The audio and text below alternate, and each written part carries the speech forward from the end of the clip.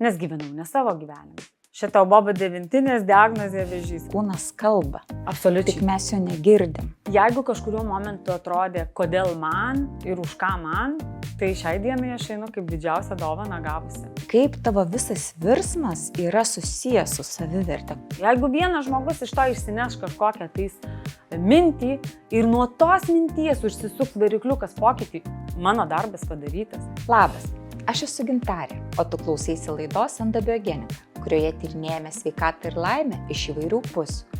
Mano pašnekovai – žmonės, kurie savo patirtimi, žiniomis ar pavyzdžiu padeda geriau pažinti save ir įkvepia gyventi sąmoningiau. Na, o šios dienos tema – kai sveikatos problemos tampa didžiausiu mokytoju. Visi žinome, kad turime branginti sveikatą, bet nesuprantame iš esmės apie ką tai, kol nesusidurime su sveikatos išbandymais. Gyvename taip, tarsi rytojus kiekvienam iš mūsų yra pažadėtas. Tačiau akistata su liga gali padėti mums perkainuoti vertybės ir savo pasirinkimus, pamatyti, kur aš išduodu save ir įvertinti, kiek autentišką gyvenimą gyvenu. Apie tai kalbuosi su Toma Lisinskiene, saviugdos trenere, kuriai išgirsta diagnozė padėjo atrasti visai kitą gyvenimo kokybę. Labas, Toma. Labas, Gintarė. Toma, tave matau kaip moterį, kuri spinduliuoja pasitikėjimą savimi, kuri nevynioja žodžio į vatą, yra tiesmuka. Mano akimis tu net ir esi tokia autentiška, nes mes abi esame iš Dzūkijos ir tu didžiuojasi savo dzūkišku akcentu ir nebandai to pakeisti, sumažinti. Tai Toma, ar tu visada buvai tokia tikra, ar tai yra kažkas, ką tu išsiugdėjai per gyvenimą? Pirmiausia, tai ačiū labai, kad tu mane taip matai. Labai fainiai tai girdėti. Ar aš tokia gimiau, ar aš tokia pasidariau, ne? Kitaip sakant. Aš iš tikrųjų gimiau tai labai optimistinis vaikas. Aš visą laiką dainuodavau, mokėdavau su visais pabendrauti, rasdavau visas temas. Aš nuo mažens iš tikrųjų mylėjau žmonės. Bet pradėjau augti, pradėjau girdėti, kaip reikia gyventi, ką reikia daryti. Buvau tas vaikas, kuris mokėsi 10-ukais, bet labai buvo ekspresyvus, mėgdavo pasijuokti, mėgdavo pakipišuoti. Ir kažkur tais vis pajausdavau, kad taip negalima. Nes jeigu gerai mokiniesi, tai turi būti kukli. O kaip tu čia dabar tokia ekspresyvi, su visais bendrauji, juokiesi. Ir aš pradėjau po truputėlį save taip sumažinti. Ne visur, taip sakyčiau labai lankščiai. Matydavau, prie ko galima būti savimi, prie ko jau reikia truputėlį susimažinti. Ir gyvenau aš tą savo gyvenimą, taip ir laviruodama, ne? Ir ištiko tada mane diagnozė, taip jau fast forward visiškai, ne? O ištiko diagnozė, kai aš išgirdau, kad man yra vėžys. Ir va tada buvo momentas, kai aš pagalvojau, kodėl man. Pirma mintis buvo, kodėl man. O antra mintis buvo, kad taigi aš žinau, kodėl. Nes aš negyvenu savo gyvenimo. Ir va tada visas tas kortų namelis krito ir aš supratau, kad aš viską absoliučiai turiu pradėti statyti nuo pagrindų. Absoliučiai nuo pagrindų, absoliučiai kitaip, nes gyvenau ne savo gyvenimą. Gyvenau taip, kaip reikia, kaip patogu kažkam tai, bet ne man. Ir sakyčiau, kad čia ir yra tas pagrindinis lūžio taškas iki diagnozės ir po diagnozės. Aš visą šitą dalyką nevadinu liga, nes aš net neįsileidau į galvą minties, kad aš sergu. Aš tiesiog žinau, kad man pasakė kažką, kas yra vėžys ir aš su tuo nenorėjau sutikti. Ir aš žinau, iš karto mano visas kūnas suprato, ką reikia daryti, ko nereikia daryti ir kaip to pasiekti, kad aš likčiau sveika.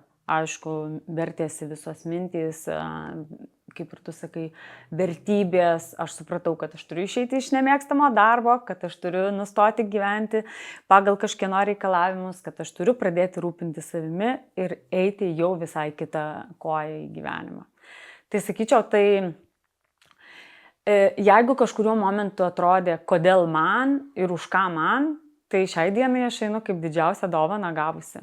Kad visata mane sustabdė, nes nežinau, kur dabar būčiau. Gal net nebūčiau iš viso.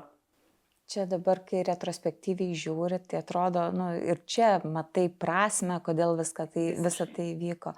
Bet tuo metu, kai buvai toj situacijoje, kiek tau metų buvo? Tai čia buvo 2017 metai.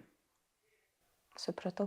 O kaip tu jauteisi, nu, ta prasme, jauna moteris, gauni diagnozę, tai tau žemė iš po kojų greičiausiai slydo.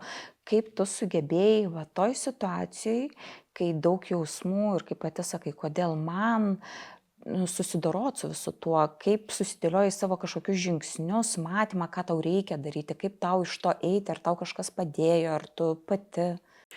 Taip, tai kaip ir tu sakai, jauna moteris, tai tuo metu man buvo 32 metai, tai aš dar sakyčiau visai vaikas, ne, tik pradėjusi gyventi gyvenimą ir šitą buvo 9-inės diagnozė vėžys ir ką daryti ir kaip vis elgtis ir panašiai. Ką aš žinojau, kad aš nepradėsiu savęs gydyti, ieškodama Google paieškoj, kaip išsigydyti vėžį. Man kažkodėl iš karto atėjo tas sąmoningas matymas, ko aš neturiu daryti, ne? Tai negydyti pati savęs, bet ir nepasitikėti aklai gydytojo žodžiais, ne? Ir tą diagnozę iš tikrųjų, kai man pasakė gydytoja, už ką aš esu labai dėkinga, kad jinai pastebėjo, aš iš karto važiavau tą pačią dieną, aš važiavau į kitą kliniką, kur man nieko nepasakė, pasakė, kad man viskas yra gerai.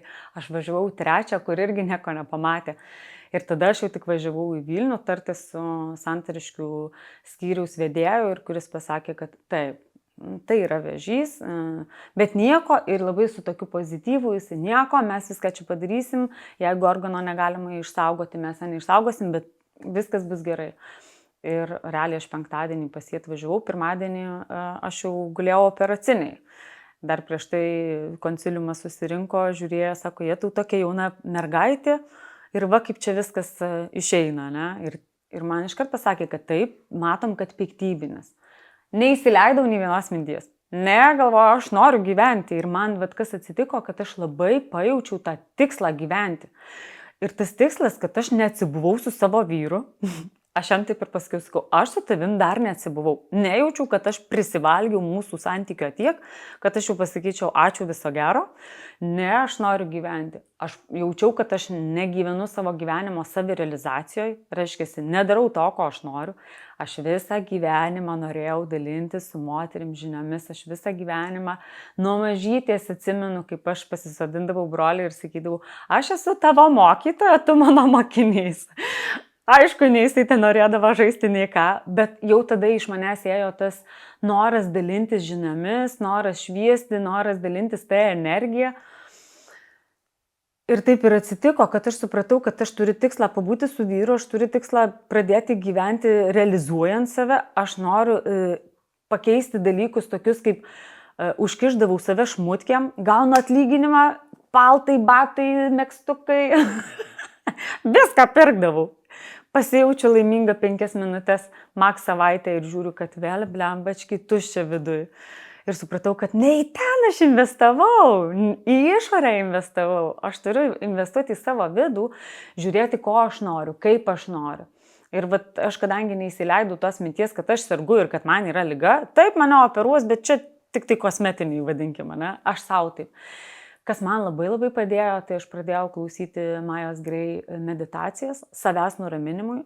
Iš vis vengiau visų žiniasklaidos priemonių, kaip vėžys žudo, kaip vėžys yra epidemija, nors nesąmoningai smegenyse įsijungė mygtukas, kuris viską girdėjo, kur yra tas žodis, viską. Ir atrodė, kad jeigu iki tol neatrodė, kad visur transliuoja apie tai, po diagnozės ir po operacijos aš tik tai ir girdėjau, bet aš sąmoningai neįsileidau, labai buvo sunkiausia buvo išlikti su savim ir su savo mintim, nes ten ėjo nuolatinis klausimas, ar aš gyvensiu, ar aš liksiu gyva, o ar man tikrai nuskus plaukus, ar aš, žodžiu, visi šitie klausimai. Bet vis bijau, ką dariau, labai daug bendravau su tėčiu, labai daug bendravau su močiute. Paradoksas, mes iki tol neturėjom tokio artimo santykio, po diagnozės mūsų santykis toks pasidarė, kaip kliejai mūsų klijavo. Tai kaip galima nevadinti to dovana, jeigu viskas keitėsi iš esmės. Tai aš tiek daug dalykų atradau ir atradau pirmus savo mokytojus ir nuo to iš esmės prasidėjo mano kitas kelias. Mano kelias, ne kažkieno tai kelias. Tai aš esu dėkinga. O kiek tau užtruko, kol tu išėjai iš savo nemėgstamo darbo? Iš karto. Man atėjo diagnozė, kai gydytoja pasakė, atvažiuokit, nes reikia pasišnekėti ir atsivežkit artimą žmogų, tai yra vyrą. Jis kaip visada būdavo komandiruotė ir aš neturėjau kaip galimybės važiuoti drauge. Tai aš paprašiau, kad važiuotų su manim bendradarbės, bet aš iškart supratau, kad nekviečia pokalbiui dėl gerų naujienų. Ir išvažiavau ir išgirdau diagnozę ir aš iškart nusprendžiau, kad viskas, aš keičiu gyvenimą. Aš išeinu iš darbo, aš viską keičiu. Aš pasakau vyrui, kad man netinka būti vienai namuose, nes tu pastoviai komandiruotėse. Bet, Gintarė, kas buvo? Aš visą tai nuneigdavau. Viskas man gerai, prie visko aš priprasiu. Vyras išvažiavo į komandiruotę, o ko čia liūdėt, Afrikos vaikam ir tai blogiau. Aš viską pateisindavau, aš neleisdavau savo jausti, aš neleisdavau savo pykti, aš neleisdavau savo išsižliumti, kad vyro nėra namuose, nes mano vyro toks darbas, kad jisai daug komandiruotėse tuo metu būdavo. Dabar jau pasidėliojom taip, kad jis išeina į darbą ir grįžta iš darbo, ne? Tai vėlgi, ne šiaip savo mes priėmėm tam tikrus sprendimus irgi gyvenime.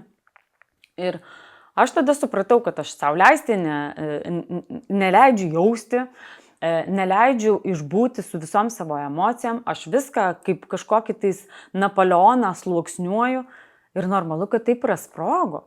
Ir mano kūnas tai jisai siuntė visus signalus, kad kažkas to mane gerai. Ir ne šiaip saugiai aš nuėjau pas gydytoją. O tai pakalbėkime dabar apie tai, nes kūno klausimas, sako, kūnas kalba. Absoliučiai. Tik mes jo negirdim. Tai ko tu sąmoningai greičiausiai ar nesąmoningai rinkaisi negirdėti? Nesąmoningai.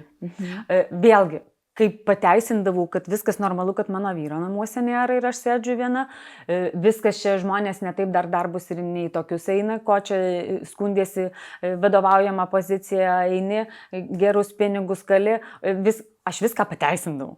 Tai lygiai taip pačiai pateisinau ir kūno tą išmintį vadinamą ir siunčiamus signalus ir ten jau red flagai, alarmai, raudonos šviesos, viskas tam buvo užsidegę. Man skaudėdavo šoną. Ir man durdavo tą šoną ir aš galvodavau, ai, nu tai čia gal prieš moteriškas dienas, oi tai čia gal periodas, oi čia gal po periodo. Aš vis pateisindavau. Tada prasidėjo darytis tokie dalykai, kad aš įlendu ryte į dušą. Aš išeinu iš dušo, nei karštas, jisai normalus, kaip ir kiekvieną kartą, ne? Ir man sukasi galva.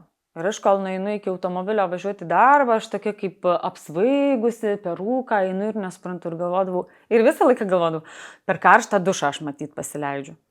Ir aš nesusijau, kad man skauda šoną, kad man svaigsta galva, kad aš pradėjau praradinėti apetitą labai stipriai. Esu tikrai mėgstanti, mylinti maistą, labai mėgstu pavalgyti, bet kai vieną dieną pusryčiaudama su vyru vietoj savo įprastų 2 kiaušinių pusryčiam suvalgiau pusę kiaušinio ir jaučiausi tarsi suridenus 3, bet tada aš jau supratau, kad kažkas ne to. Kai fainai, svoris krenta, visos gi norimės būti lieknos, ne? Bet aš dasivariau iki to, kad aš su savo 1,64 cm ūgiu sveriau, ten man atrodo dar 45 kg, realiai aš vaikščiojau tikrai kaip skeletukas. Aš tada pradėjau galvoti, kažkas čia ne taip ir vis dar neėjau pas gydytojus. Bet man prasidėjo pienligė. Aš ją išsigydau ir man po dienos vėl prasideda. Ir man vėl išsigydau ir man vėl prasideda. Ir aš tada, žinai, iš to pykčio, sako, pyktis bloga emocija. Tai ačiū Dievui, kad sukilo man tas pyktis ant savęs, kiek čia galima. Ir aš nuėjau, kad mane praechoskopuotų, kad mane patikrintų. Ir tuo metu gydytoja, aš matau, kad jos akys didelės. Ir aš jau sakau, gydytoja, aš matau iš jūsų kūno kalbos, kad kažkas ne taip.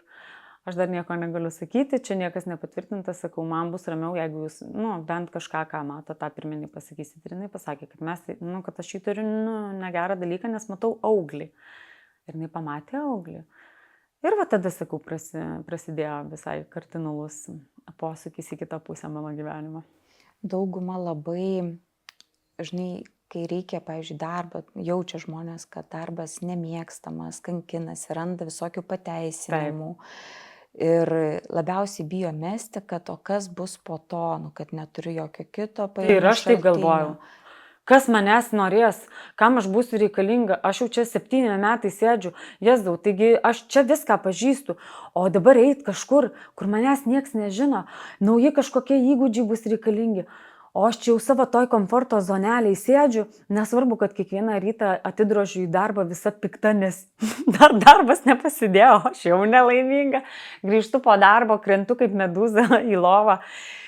Tik manęs nejudinkit, nes tuoj visus suplėšysiu, mane visi nervuodavo, aš visus galėdavau išsiuntinėti į visas 4 pusės, nes aš ėjau į darbą, kurio ne tai, kad nemėgau, aš tą darbą atlikau kuo puikiausiai, aš pakilau iki pagrindinės, sakysim, pozicijos, direktorius savo vietą man realiai siūlė, tik aš jau sakiau, kad nebenoriu, nes aš jau žinau, kad man ir taip jau yra visko per daug.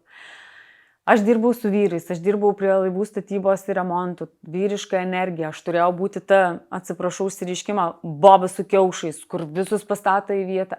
Aš tiek save buvau pagaminus tokią, kokios reikia, kad tai yra baisu, aš dabar kaip pasižiūriu, aš tokia net nesu.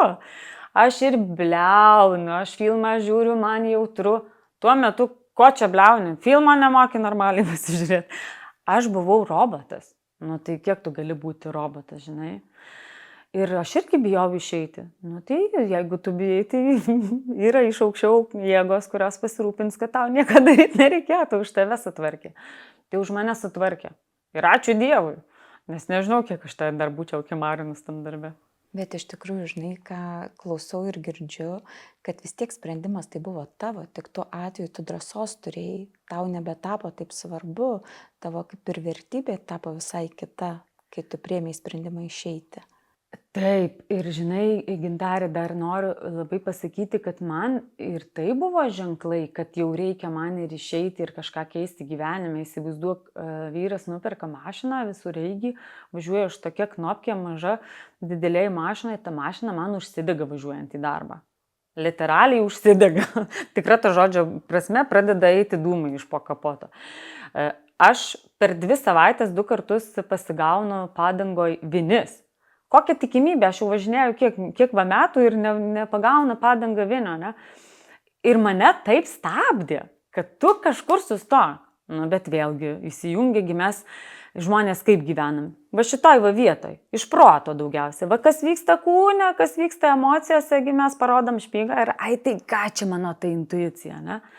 Ir aš irgi įjungus protą, kad matyt kažkas buvo sudaužyta, matyt kažkas buvo. Ir aš viską pateisindavau.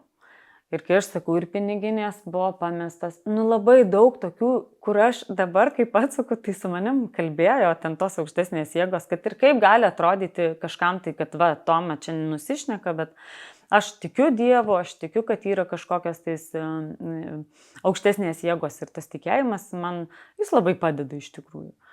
Nes, kokia tikimybė pasigauti 2 kartus, sakau, tą patį vinį padangoj. Tu norėdamas važiuok nepakabinsi, o man gavosi natūraliai. Tai stabdė mane iki tol, ne? Ir tos drąsos, čia ne apie drąsą, čia kaip tik sakyčiau, žinok, Gintarė, apie baimę. Aš jau bijau gyventi taip, kaip iki tol gyvenau, nes per daug blogai buvo. Tai čia ne iš drąsos ir tikrai aš ne kažkokia Wonder Woman, aš drąsi keičiu gyvenimą. Ne, čia kaip tik įsijungia mano baimė, kad jeigu aš taip gyvensiu toliau, tai oho, karstelis ar ten urnelė, nenoriu. Ir vat nuo to prasidėjo, kaip sakyt, čia žinai, kaip sakoma, miriau, kad pradėčiau gyventi, tai aš nemiriau, bet kažkuri mano dalis, tai tikrai aš ją palaidau kažkurią dalį, ta, kuri darė kaip reikia. Tai ar gali sakyti, kad tuo metu tu nebuvai savimi? 100%. Jeigu aš užkamšydavau visokį savo nepasitikėjimą, požiūrį į save, paltais, batais ir dar ko tik nori iš išorės, jeigu aš jau į darbą sukandusi dantis ir šypsodavausi per negaliu, tai koks čia yra buvimas savimi? Sakyti, kad man nieko tokio, kad mano vyras dabar mėnesį namuose nebus. Jaunai šeimai, man 32 metai ir man nieko tokio. Žmonės 80 metų nori susikibę už rankučių eiti, o jau tu čia senę vaidini 32 metų, kad tau dzin. Ne dzin, tiesiog sakau, bet aš gyvenau už tos dėžutės viršutinės, tai faktas, kad aš nebuvau savimi. Ir sakau, tas visko racionalizavimas, nes logiškai nėra čia ko verkti.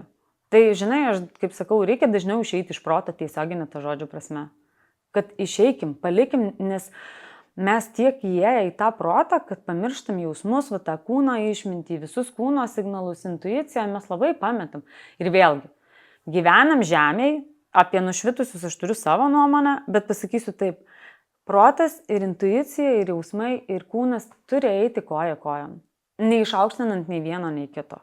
Nes tie, kurie gyvena tik iš proto, jie vis tiek jaučiasi, kad kažko jiems trūksta, tie tik tais, kurie eina per intuiciją, tai galų gale kur tada struktūra ir darbų padarimas ir visi kiti. Kai mes einam balansą, man iš vis žodis balansas labai patinka, visame kame. Jeigu verkiu, tai verk, bet ne per daug. Jeigu pykstu, tai legalu pykti, bet ekologiškai nekenkiant kitiem. Viskas balansai ir pusiausvyroj. O kiek laiko užtruko tavo virsmas visas nuo diagnozės gavimo? Labai greitai. Labai greitai. Man pasakė diagnozę ir aš, nežinau, realiai 2 mėnesiai, kai atėjo atsakymas, nes jie man išėmė organą, kiaušidę šiuo atveju, jeigu jau taip tiksliai šnekant, išėmė man vieną kiaušidę, kurias nebuvo galima išsaugoti, nes auglys buvo degtukų dėžutės dydžio, tai įsivaizduoju, didelis labai. Išėmė kiaušidę ir man pasakė, visi buvo rodmenys, kad tai yra piktybinis ir panašiai. Ir aš tuos 2 mėnesius realiai, netiesioginė to žodžio prasme, žilau, tai reiškia gyvenau su savo tom mintim, kaip čia gyventi, ko aš noriu, ko aš nenoriu. Aš iš karto pradėjau dėliotis, kad aš jau nebegrįšiu į darbą, kad aš noriu jau išeiti, kad aš noriu daugiau laiko praleisti su vyru, kad aš noriu daryti. Visas tas planas kažkur šalia dėliojosi, bet kartu ir laukiau to, o kas toliau. Nes vėlgi, ar mane švitins, ar mane ten chemija kažkokia tai ten alins ir panašiai ir panašiai. Ir realiai 2 mėnesius aš pralaukiau atsakymą, nes ten buvo baisiniai konsiliumai gydytojai, tarp gydytojų, ten japonai su vokiečiais, ten aš jau nebeatsimenu, bet baisiniai dalykai vyko, kol išsprendė, kad vis dėlto jie mane išoperavo ir jie nesuprato, kas įvyko, nes aš sveika pasidariau. Ir čia vėlgi, kaip tą paaiškinti, nes nuo to, kai man pasakė, kad man vėžys, aš nuo to pačio vakaro pradėjau melstis. Pradėjau melstis, ne tą mūsų tėvę, mūsų ar ten sveikos Marijos, bet man vyras iš tikrųjų pasakė, kuris šiaip tai aš galvojau, kad jisai net nėra ten kažkoks labai tikintis, nes pas juos šeimoje ten nieks į jokias bažnyčias nevaikšto ir ten iš vis ten tėtis sakė, reikia tikėti į medį, ten į gerumą ir panašiai. Ir tada jisai man sako, vyras sako, žinai, mes kai buvom maži, mums mama sakydavo tokią maldelę, kad aš myliu visą pasaulį, kad aš myliu gyvūnus, kad aš esu geras žmogus. Toks labai labai gražus, kaip pasakojimas, mini pasakojimėlis, kur tu savo pasakai apie tą gražų pasaulį ir apie gražų save, kaip žmogų, koks tu esi. Ir man tai buvo toks rezonansas, šitos maldelės aš ją vadinu, bet galima vadinti, nežinau, manifestacija, kuo tik nori, eiliniai žodžiai. Ir aš supratau, kad aš nenoriu jokių ten tėvė mūsų, nes tai yra tiesiog automatas, bet kaip automatų gyvenau, tai man ta maldelė irgi buvo tiesiog automatas, aš apie save kalbu. Ir kai vyras pasakė, kad yra tokie gražų žodžiai, ir aš sakau, wow, tai yra kažkas, kas gali man padėti. Ir aš kiekvieną vakarą su vyru mes dviese pradėjom kalbėti tų žodžius, kad aš myliu pasaulį, myliu žmonės, myliu visą gyvūniją ir taip toliau ir panašiai, Ir man tai palengvėdavo, žinok, ir žuvadu, tikrai aš visus myliu. Nors iki tol visus norėjau užsimtinėti, bet man tokį gerą labai jausmą duodavo. Ir tai nuo tos pirminio įtarimo iki operacijos realiai kažkur savaitę tik taisi. Ir kaip aš sakau, man atrodo, kad aš tiesiog išsimeldžiau. Išsimeldžiau visą kūno ląstelių pokytį ir man atrodo, kad jos iš piktybinių perėjo į gerybines. Sakau, vėlgi, gali kažkas sukioti pirštą, nesvarbu, bet aš tikrai, kai pradėjau domėtis, tai labai daug tokių atvejų užrašytų radau ir tavo dovanota knyga, tarkim, Radikali remisija, tai irgi yra apie tai, kiek daug galim mes patys su savim ir savo padėti. Tai aš net nežinodama, kai perskaičiau šitą knygą, tai aš supratau, kad aš visus absoliučiai žingsnius dariau. Aš meditavau, aš meldžiausi, aš kvėpavau, aš radau tikslą, aš ėjau į santykį. Žodžiu, aš viską dariau, nežinodama, bet tiesiog intuityviai. Tai va, kūnas su mum kalba, tu tik jo klausyk. Jeigu atėjo mintis, vadinasi, ne šiaip savo. Gerai, Toma, o noriu paklausti tavęs, dabar daug labai kalbė apie savivertę, apskritai turi ir mokymų programą apie savivertę. Kaip tavo visas virsmas yra susijęs su savivertė? Kodėl tau jinai tokia svarbi? Suprantu, kad čia ne iš nieko atsirado jinai. Taip, tai iš tikrųjų pradėkim nuo to, kad aš kai išėjau iš darbo, vos ne tą pačią minutę pasakiau, kad viskas, aš nebedirbu. Aišku, aš visus darbus perdaviau, viskas labai gražiai ir labai su gražiu santykiu su direktoriumi ir sakau, ir šiai dienai mes susitikę kaip tikri draugai, apsikabinom ir vienas kitam tik geriausią linkim. Ir kai aš išeidinėjau iš darbo, aš pradėjau galvoti, tai ką aš noriu iš tikrųjų daryti. Bet iš tikrųjų. Ir dar pabandžiau vis dėlto įlipti, mes tada išvažiavom gyventi į Gran Canariją dėl vyro darbo, aš ten ilsėjausi, meditavau, sportavau ir visa kita. Ir aš pradėjau galvoti, ką aš noriu daryti. Ir aš tada nėriau į coachingo mokslus, pradėjau klausyti visokių mokymų, pradėjau eiti visokius kursus, ten buvo pirmoji mano Ibiza stovykla, kuri man irgi labai daug atvėrė žinojimo ir pamatymo, kad aš vat būtent taip ir noriu dirbti su moterim, noriu dalintis informaciją. Ir aš dar vis dėlto, kai grįžom atgal į Vilnių gyventi, vis dėlto dar pabandžiau nueiti nuo savo keliu. Ir išėjau į samdomą darbą, po metų aš išėjau ir sakiau, viskas, never again.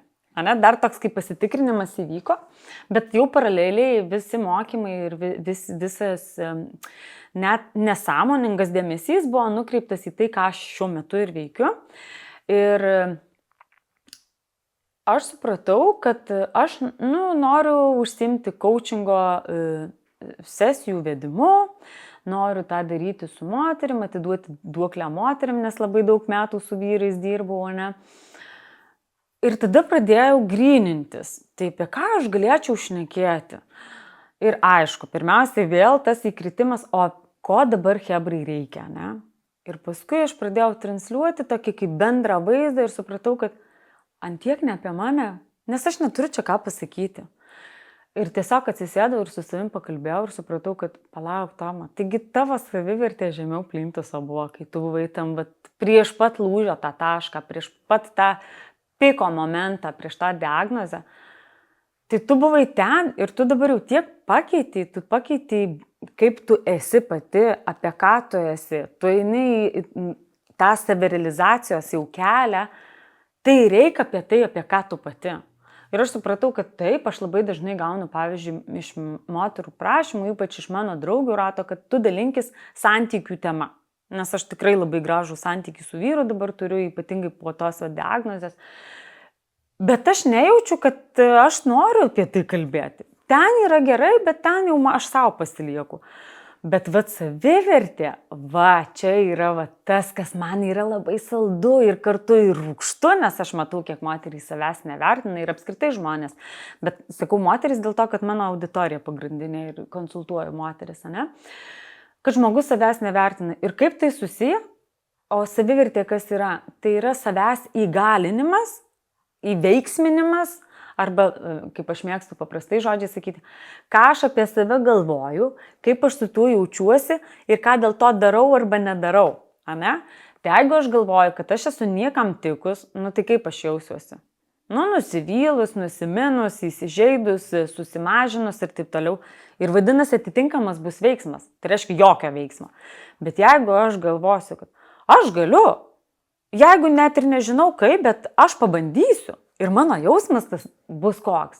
Emocija bus užsimotyvavimas, noras, žingeidumas, smalsumas ir taip toliau ir panašiai. Ir tada jau norėsis įgalinti per veiksmą. Tai savivertė yra savęs įgalinimas.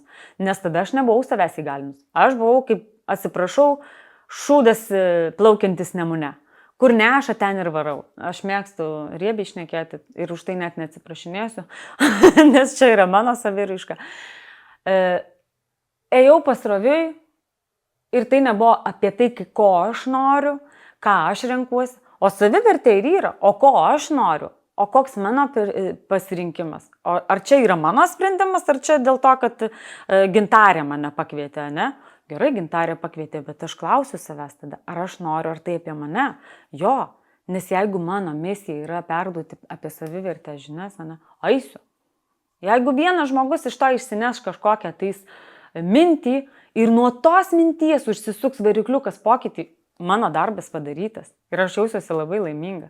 Tai savivertė, va, tas jausmas, kuris įgalina daryti, jis yra labai svarbus. Kuo skiriasi savivertė nuo pasitikėjimo savimi? Man atrodo, kad labai daug kas maišo vienas su kitu. Super klausimas ir labai džiaugiuosi, kad tu užduodi jį, nes mes tikrai labai, ir aš tikrai, kadangi dirbu su šitą temą, matau, kad mes laikom juos sinonimais.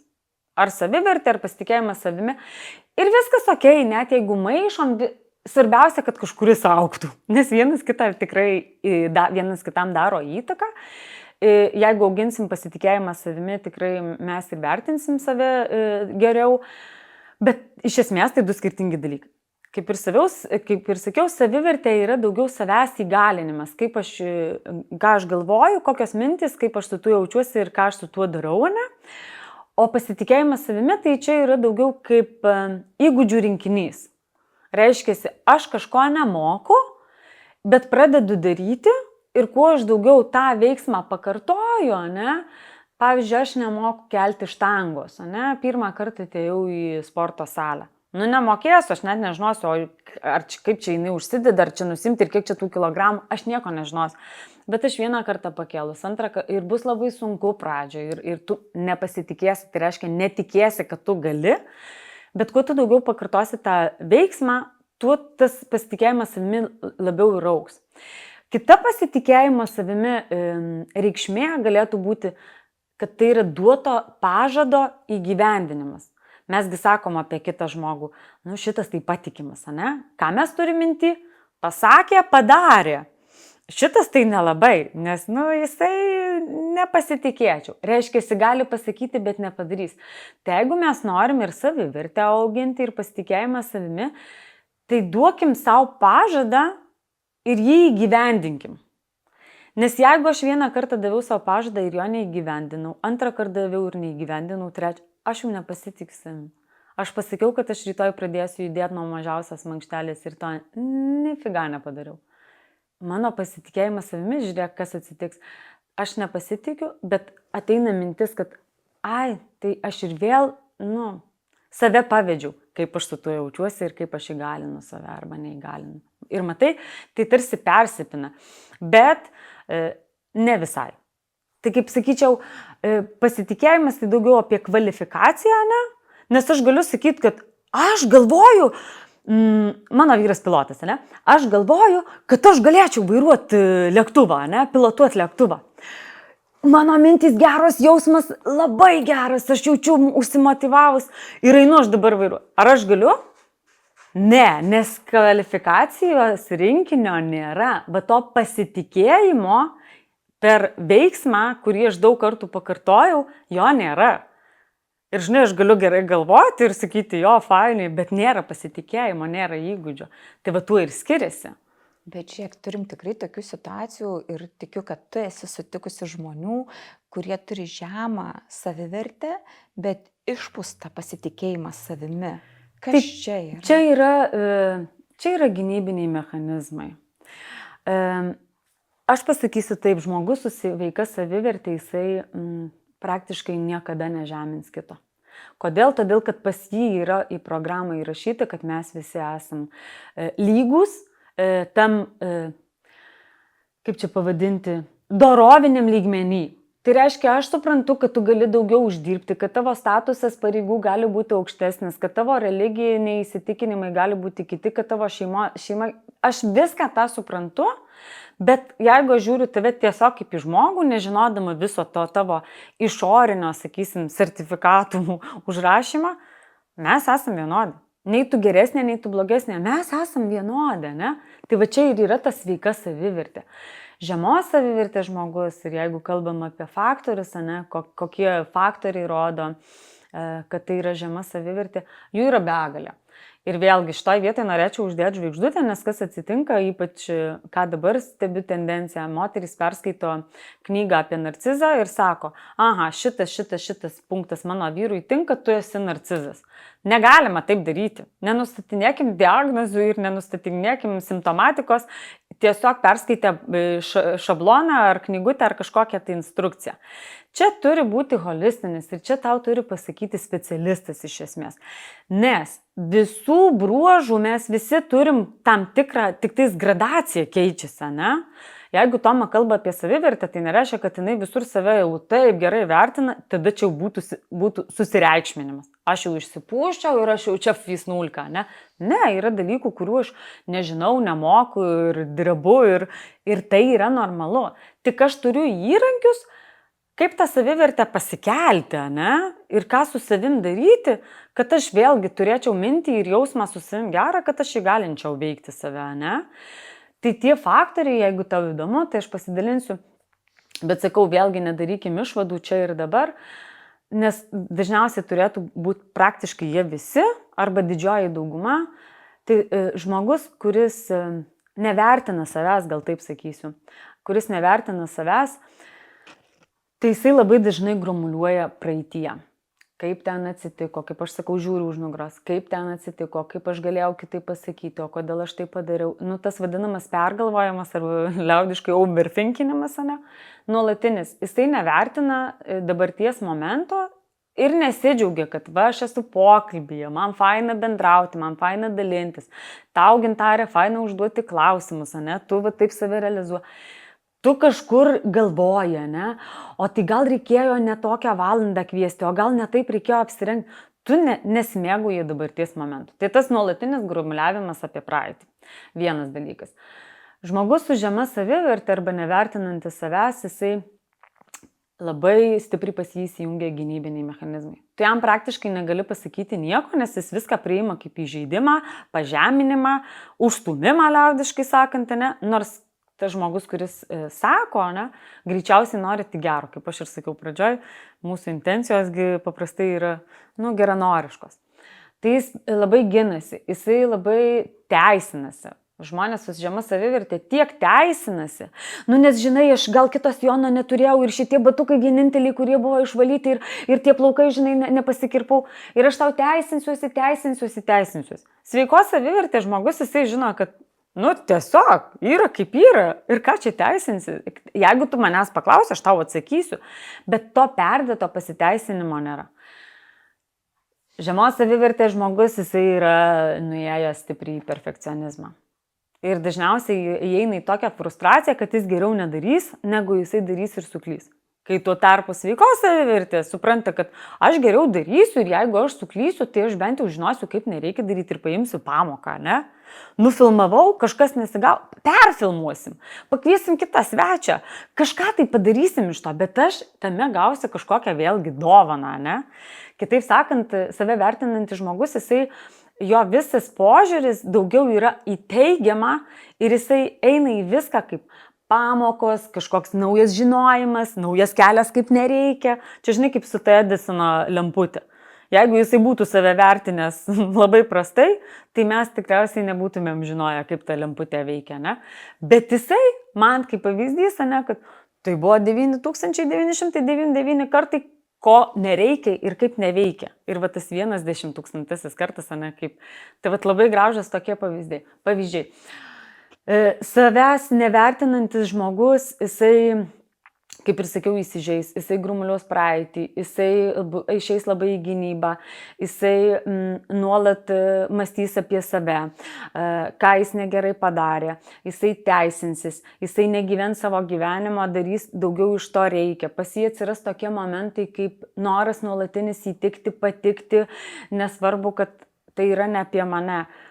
Iš esmės, tai kai aš kalbu apie žemos savivertės žmogų, tai aš kalbu apie buvusią Tomos versiją.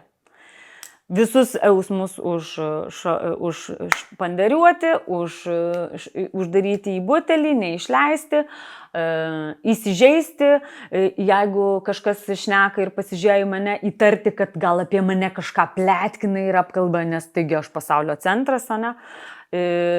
Bijoti, kad kažkas su kuo draugaus, nes tik su manim turi draugauti, nes aš tada žinau ir bandau kontroliuoti, tai va tos labai daug kontrolės, labai daug to, sakau, nepasitikėjimo žmonėm, pirmiausiai nepasitikė savimi ir čia daug tų niuansų. Pasakai vieną labai įdomų dalyką, kad žmogus turinti žemą savivertę, jisai įsižeidžia. Tai priima tarsi viską asmeniškai. Taip. Bet ar įmanoma nepriimti visko asmeniškai, ar tikrai būtina būti žemos savivertės, kad į viską reaguoti asmeniškai? Va, ir matai, Gintarė, tu išėmė, kaip va, aš sakiau, vieną tą pavyzdį ir labai gražu, kad tu išėmė ir čia, va, jeigu eitumėm, kad va, įsižeidžiau, vadinasi, pas mane žema savivertė. Ne, vėlgi, nereikia daryti išvadų iš vieno simptomėlio, jeigu galima tai pavadinti, nors tai nėra simptomas, tai tiesiog yra rodiklis, ne? Jeigu aš kalbu su žmogum ir jis man kažką sako, tai faktas, kad aš priimsiu asmeniškai. Man tas pasakymas nepriimkit asmeniškai, aš nepriimsiu asmeniškai, jeigu tai bus ne man skirta. Bet jeigu skirta man, tai vadinasi, tu su manim šnekėjai ir tai yra apie mane. Tik tais klausimas yra toks, kad žemos savivertės žmogus, jisai būtent įsižeis. Ir jisai nenorės nieko girdėti, ir jisai jau ten save sumažins dar labiau, čia aš blogas, aš negeras žmogus ir taip toliau. Sveikos savivertės žmogus, jam irgi nepatiks, bet jis taip stipriai nereaguos. Matai, čia gal einam tokia daugiau, sakyčiau, emocijų stiprumas. Jisai pradės domėtis su smalsumu. Aha, o dėl kokių priežasčių tau taip atrodo, ne? Iš ko tu pasidarai išvadą, ne? Kad man trumpi plaukai netinka. Fantazuoju, ne? Vat, o kas toliau? Ir okei, Gintarė, tai yra tavo nuomonė ir aš ją priimu, bet aš su tais trumpais plaukais jaučiuosi geriausia, ne? Ar aš įsižeisiu, kad tu turi savo nuomonę? Ne, jeigu aš esu sveikos savivertės, ne? Mūsų kitas žmogus įžeisti negali, aš tik tiek pasakysiu. Arba aš priimu jo žodžius, arba aš nepriimu. Ir to irgi galima išmokti, auginant savivertę. Nes tu, jeigu man pasakysi, ai, Toma, tu esi sutrė. Aš pradėsiu juoktis, nes aš žinau, kad aš esu super švarus žmogus, mėgstantis švarą. Tai man juokas ims, ne? Bet jeigu tu pataikysi į ten, kur aš pati savim dvejoju, va tada aš jau galiu ir įsižeisti. Supranti? Tai čia yra, vėlgi, labai man patinka tas pratimas, kurį aš ir per coachingo mokymus išmokau ir šiaip iš seniau esu išmokusi, kad tu žmogui sakyk laviną žodžių, vieni žodžiai jo nelies, kiti žodžiai jį labai paveiks. Arba gražiai paveiks, reiškia, arba labai gerą emociją sukels, arba kaip tik jisai priims, kad aha, tai jinai pasakė šitą žodį, o čia aš va taip priėmiau, ne? Tai vėlgi, jeigu aš kalbėsiu, tau žiūrėk, kas atsitinka, jeigu aš kalbėsiu kalbą užsienio, kurios tu nesupranti, tavęs nei vienas žodis neįžeis. Pagauni? Tai čia reiškia, kokią mes įdėję reikšmę į tam tikras savokas. Ir man Tony Robbinsas, mano vienas iš mokytojų, ne, labai patinka jo pasakymas. The meaning, reikšmė, kurią tu įdedi. Gerai, bet, pavyzdžiui, kaip tu manai, o resursas? Nes, pavyzdžiui, aš galiu būti tikrai resursinės būsenos ir manęs tada nelies tie žodžiai. Ir jeigu aš būsiu neresursinės būsenos, aš tikrai kabinsiuosi, kokią teisę čia man turi iš viso sakyti, nei aš čia klausiu, nei ką. Taip, labai gražią palietei temą būseną. Ir aš apie ją nuolat kalbu ir savo klientėm ir transliuoju savo socialiniuose tinkluose. Susikurkim būseną. Nes kas yra būsena? Tai reiškia, yra kažkoks jausmas ir kažkokia emocija. Ir jeigu grįšim prie savivertės savokos, kai aš kažkaip jaučiuosi, aš kažką darau arba nedarau. Reiškia, aš kažkaip reaguoju arba nereaguoju. Tai jeigu tu esi neresursė, ką reiškia neresursė lietuvių kalboje, ne? Reiškia, aš esu prastos nuotaikos, pavargus, neišsimiegojus, kažką netinkamo suvalgius. Reiškia, mano savijauta yra nekokia, ne? Ir faktoriai, kurie gali paveikti, tai kaip aš ir sakiau, yra tos, kaip čia, šventos trejybės, ketverybės, kaip tu nori vadink, bet miegas, judesys, maistas, ane, ir visi kiti pratimai ir kiti dalykai.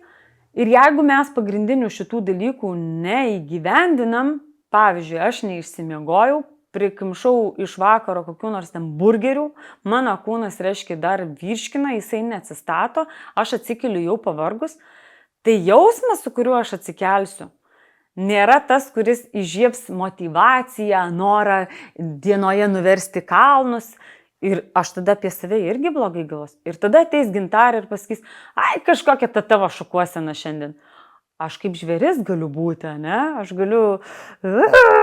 Bet jeigu aš jau auginu savivertę ir žinau, kad pavyzdžiui, kas keičia būseną? Judesys. Viskas. Iššoku į batus, apeinu aplink rajoną, pasigaminau laimės hormonų, aš jau geriau jausiuosi. Tai nereiškia, kad mano miegas pagerės, nes aš jau ten nepakeisiu, bet vėlgi, sveikos savivertės žmogus, jisai žiūri, ką aš dabar galiu padaryti. Negrumuliuoja praeityje, ne, ką ir sakiau. O, aš čia neįsimiegau. Vėlgi, galiu įkristi jau, kad aš vargšelė neįsimiegojau, kaip man blogai, nes šuo lojo, saliutai šaudė, koncertas kažkoks ėjo ir taip toliau, ne? Arba, okei, o ką aš galiu padaryti? Einu pasimankštinsiu ant kilimėlio, einu savo vyrą apkabinsiu. Mano nervinė sistema man iš karto padėkos, todėl kad mes per ryšį nuraminam savo nervinę sistemą, patalpinam save į gražią būseną ir mums pasaulis jau kitaip atrodo. Tai kai tu sakai, aš įsižeidžiu, ne, ypač neresursiniai, tai va, tu pasakai esminį žodį čia, raktažodis yra resursas. Tai mes būtinai turime turėti savo gerą pagrindą, ant kurio statom. O tas pagrindas, va, kaip ir kalbėjau, ne, miegas, maistas, judesys. Pakalbėkim dar apie vieną dalyką, apie grumuliojimą ir tokį poną vidinį kritiką. Aš tikiu, kad daugumą iš mūsų jį turime, tik pas vienus jisai kažkaip kalba labai garsiai, pas kitus kalba tyliai. Kiek jis svarbus mūsų savivertei ir kaip su juo gyventi, gal tu kažkokių patarimų turi? Kai tu sakai, tikriausiai turime daugumas, tai aš norėčiau surasti žmogų ir jeigu Gintarė, kada rasi žmogų, kuris neturi vidinio kritiko, aš norėčiau su tų žmogum susipažinti, nes vidinį kritiką mes turime visi. Tai kaip tu ir sakei, pas vienus jisai dažnesnis, pas kitus retesnis, pas vienus garsesnis, pas kitus jisai yra tylesnis.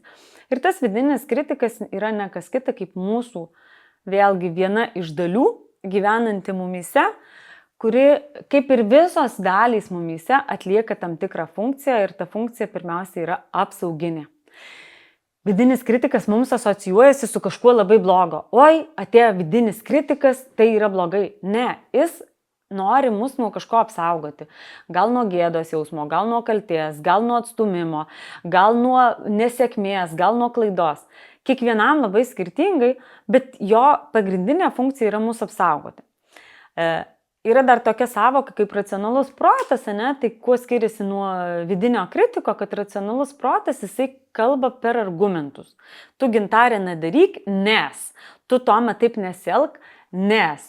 Vidinis kritikas, jisai argumentų neduoda, jisai pasako sakinį ir tiek. Ne? Ir tų sakinių paprastai pasako virtinę. Tu esi netikus, tu nedaryk, tau nepasiseks, niekam čia tu neįdomi. Jokių argumentų ir jokio patarimo ten iš vidaus, kitaip sakant, neina, ne? Ir tas vidinis kritikas, kaip ir sakiau, jisai nori apsaugoti mus, bet mes neturėtumėm įkristi į tą pokalbį su juo ir pasiduoti jo kuriamai kažkokiai tai nuotaikai, kuriamai kažkokiai tai būsenai. Ir kai tu klausi, ar yra kažkas, kaip galima jį su juo tvarkytis, ne? Jokiais būdais nemėgstu sakyti žodžio kovoti, nes kur yra kova, reiškia, ten yra įtampa, pastanga ir panašiai. Susitarti man patinka, ne? Tai su tuo savo vidiniu kritiku, Auvenas Fitzpatrickas, vienas iš mano mokytojų, ne, jisai labai gražų pratimą yra davęs. Tu jam 3 kartus tiesiog pasakai užsičiaup. Šarap, ne? Arba kitas dalykas, tu su juo susitari. Tu gali priskirti jam net vardą, jis gali turėti savo kažkokį tai pavadinimą, ne?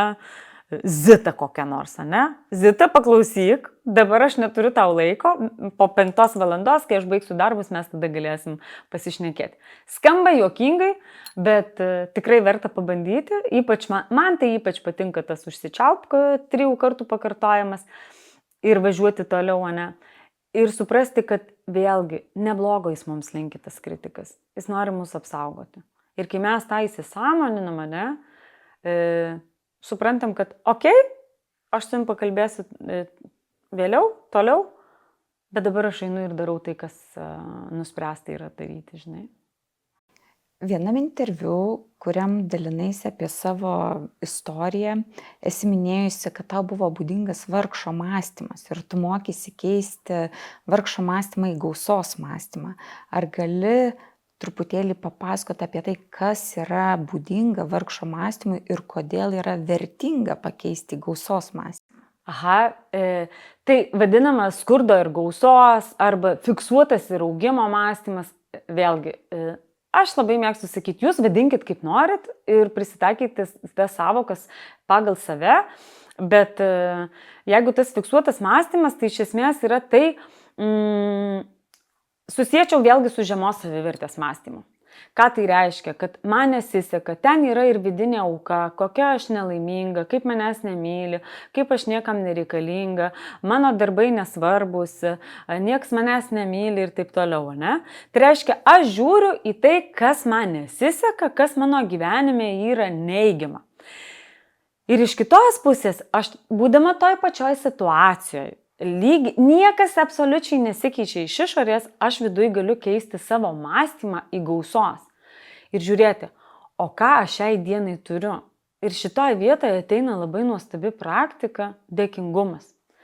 Ir kai mes pradedam pastebėti, ką mes jau turim, gerai, pavyzdžiui, ištiko mane liga, bet kai aš pradėjau matyti, kiek žmonių atsisuko į mane ir mane palaikė, kiek man siuntė palinkėjimų ir gražių žodžių, kiek žmonių paskambino, kad aš turiu, kas manim pasirūpina po operacijos, kas man atneša valgyti, kas man arbatos padaro.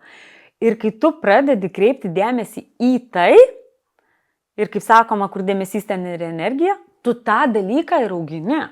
O kas pas mus veši? O pas mus veši, kiek man dar trūksta, aš nebūsiu laiminga, kol neturėsiu tiek pinigų, jeigu mano vyras taip elgsis, aš čia neturėsiu santykių. Ir labai dažnai atiduodam tą atsakomybę gyvenimo į kito rankas. Vyriausybė bloga, keliai uždaryti, vyras blogas, darbdavys idiotas, visi aplinkui. Ir pamirštam pagrindinį gyvenime žmogų aš.